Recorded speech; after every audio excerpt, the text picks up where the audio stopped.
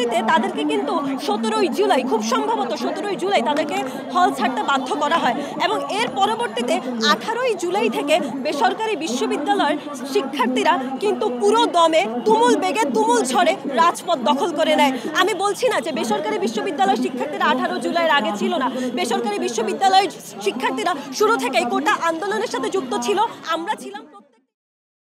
জুলাই মাসে নারীদের উপর হামলায় জড়িতদের বিচার চেয়ে সমাবেশ করেছে বৈষম্য বিরোধী আন্দোলনের নারী শিক্ষার্থীরা।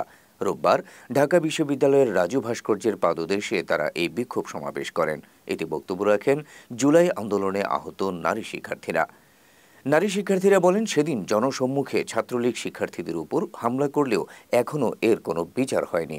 উল্টো হামলাকারীরা ক্যাম্পাসে এখনও নির্দ্বিধায় ঘুরে বেড়াচ্ছে এবং তাদের সঙ্গে বসে একসঙ্গে ক্লাস করতে হচ্ছে। এখনও তাদের বিরুদ্ধে ব্যবস্থা না নেওয়াটা প্রশাসনের ব্যর্থতা বলেও মন্তব্য করেন শিক্ষার্থীরা। এ সময় হামলাকারীদের দৃষ্টান্তমূলক শাস্তি দাবি করেন বক্তারা। যে সকল সন্ত্রাসীরা ছিল তাদের তো ভিডিও আছে, তাদের ফুটেজ আছে।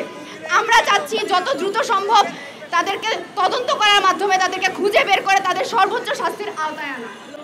আমাদের সাথে ক্লাস করছে, তাই আমরা স্পষ্টভাবে বলতে চাই, যারা হামলা করেছে তাদের সুনির্দিষ্টভাবে শাস্তির আওতায় নিয়ে আসতে হবে, বিচারের আওতায় নিয়ে আসতে হবে। আমলাতন্ত্রের মানুষ এইসব হামলার সাথে প্রত্যক্ষ এবং পরোক্ষভাবে জড়িত ছিল, তাদের সকলের দৃষ্টান্তমূলক শাস্তি আমরা যাতে দেখতে পাই, সেটাই আমাদের চাওয়া। তারা এখনো বুকুচু করে আমাদের সাথে ক্লাস করতে আসে। আমরা স্বাধীনতা এনেছি কিন্তু আমরা থেকে চুপ করি, কিন্তু তারা খুবই বুক টান টান করে ক্লাসের মধ্যে আসে। আমাদের যে প্রোটেকশন দিয়েছিল আমাদের নারী শিক্ষকরা, তারাও এত বছর ধরে লাঞ্ছনার শিকার, এবং তারাও যখন আমাদের সাথে কাজ করতে এসেছিল, তারাও যখন আমাদেরকে রক্ষা করতে এসেছিল, সেই নারী শিক্ষকদের উপরে দেওয়া হামলা করে সেটাকে আমরা ভুলে গেছি। যদি দোষ দিতে হয়, আমার সামনে যে মিডিয়া কর্মীরা আছেন তাদেরও কিন্তু দোষটা দিতে হয়, আপনাদের ভালোও কিন্তু দোষটা যায়।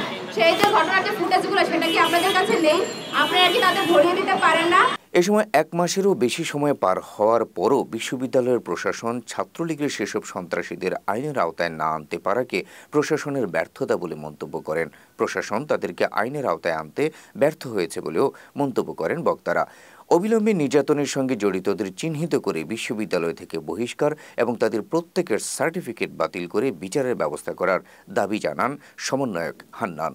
5 আগস্টের গণঅভ্যুত্থানের পরে আজ প্রায় 2 মাস হয়ে যাচ্ছে, এখন আমাদের নারীদেরকে তাদের উপর নির্যাতনকারীদের বিচারের দাবিতে এখন রাজপথে নামতে হচ্ছে। তাহলে আমরা দেশকে কি স্বাধীন করলাম? দেশের অন্তর্বর্তীকালীন সরকার, বিশ্ববিদ্যালয় প্রশাসন কি করছে? এখনো বিশ্ববিদ্যালয় প্রশাসনকে দেখছি তারা বিভিন্ন ধরনের কাজ করছে, কিন্তু তাদের এই ক্যাম্পাসে যেভাবে নৃশংসভাবে আমাদের বোনদেরকে মাটিতে ফেলে পিটানো হয়েছে, সেই হামলাকারীদের, সেই নির্যাতনকারীদের এখন পর্যন্ত চিহ্নিত করে একটি মামলা দায়ের করতে পারে নাই। তাদেরকে আমরা বলবো, সন্ত্রাসীদেরকে চিহ্নিত করুন। আমাদের বোনেরা এখানে দাঁড়িয়েছে, আমরা তাদের সাথে বৈষম্য বিরোধী ছাত্র আন্দোলনের পক্ষ থেকে আমরা তাদের সাথে সংহতি জানাচ্ছি যে যারা হামলার সাথে জড়িত, যারা সেদিন লাঠিসোঁটা নিয়ে এই ক্যাম্পাসে আমাদের বন্ধুর উপর হামলা করেছে, তাদের সাথে আমরা কেউ ক্লাস করতে প্রস্তুত না।